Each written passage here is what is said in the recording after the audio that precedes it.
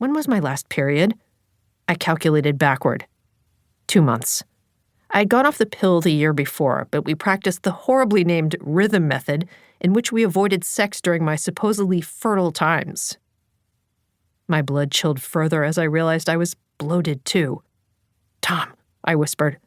It was nearly dawn anyway, and our 2-year-old daughter would be awake soon. He opened his eyes blearily. As I told him my suspicions, he abruptly sat up. We'd always wanted one child, and we were content with our choice. We had never even considered another. Nor was I young. I'd given birth to Sylvie the week before my 43rd birthday after a so-called geriatric pregnancy. I did not envision myself as a 45-year-old, soon-to-be 46-year-old parent to another newborn. I had already developed lower back problems from lifting our kid. Tom and I sat quietly in bed, our heads whirling with the emotional, financial, and logistical complications of having another child.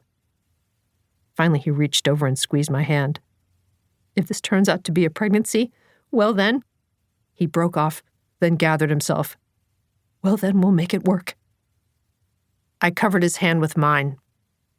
"I was thinking the same thing," I said in a high, choked voice. I wasn't pregnant. I had skipped my periods because I was perimenopausal. I know this now, but I didn't then. Because I was in my mid-40s, the idea of perimenopause, the term for the transition into menopause, peri meaning around, simply hadn't occurred to me. I was taking my toddler to Elmo-themed birthday parties. I still had my childhood teddy bear. I bought my pajamas from teen websites because they were cheaper. I just avoided the crop tops. I had a vague idea that menopause awaited hazily in the future, but that was still far off when I'd start wearing visor hats and orthopedic food service clogs. Wasn't menopause for, older ladies? It had always been an easy subject to stash away. Soon after, my periods grew more erratic. A drought one month, the Rio Grande the next. Perimenopause lasts on average for 4 years, but it can stretch to 8. Symptoms can sneak up on you, and before you're fully aware, they become your new normal. My nails took on a flaky baklava-like texture. My mouth became so dry that I began hacking like my hairball-prone cat. One night, I woke up drenched from head to toe. Immediately, I had assumed I had peed the bed.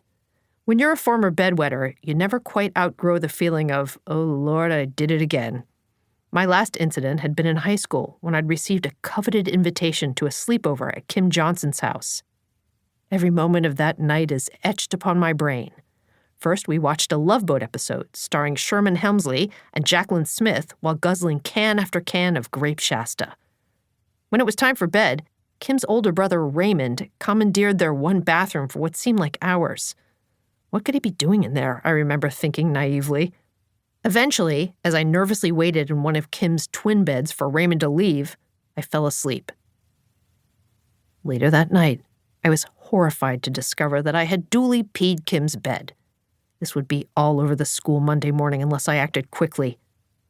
While Kim slept, I stealthily removed the fitted sheet, fanned it up and down for an hour until it was dry, then, slowly and quietly, turned the mattress over and replaced the sheet. Kim never knew. I had the same feeling of dread as I lay stuck to my sheets. Why did I swig so much lemonade last night? Did the pee reach my sleeping husband? Tom heard me stirring, turned over, and stared, confused, at my wet hair, which was plastered to my head. "Did you just work out?" he said, squinting at me. "No," I told him. Nor, I eventually figured out, had I peed myself. It was night sweats. Peeing myself was still ahead. At my annual physical a few months later, I mentioned the night sweats to my doctor, who ran a battery of fruitless tests and briskly concluded that it was probably stress. This conveniently vague quasi-diagnosis was not exactly wrong. Who doesn't have stress? But is used, research shows, more often on female patients. As the months rolled on and my symptoms piled up, I saw a dentist for my bleeding gums, a dermatologist for my crawlingly itchy skin, a cardiologist for my irregular heartbeat. After spending countless hours in doctors' waiting rooms, I had caught up on all the latest issues of Reader's Digest, but was no closer to any sort of prognosis. Not one of them connected my symptoms to menopause.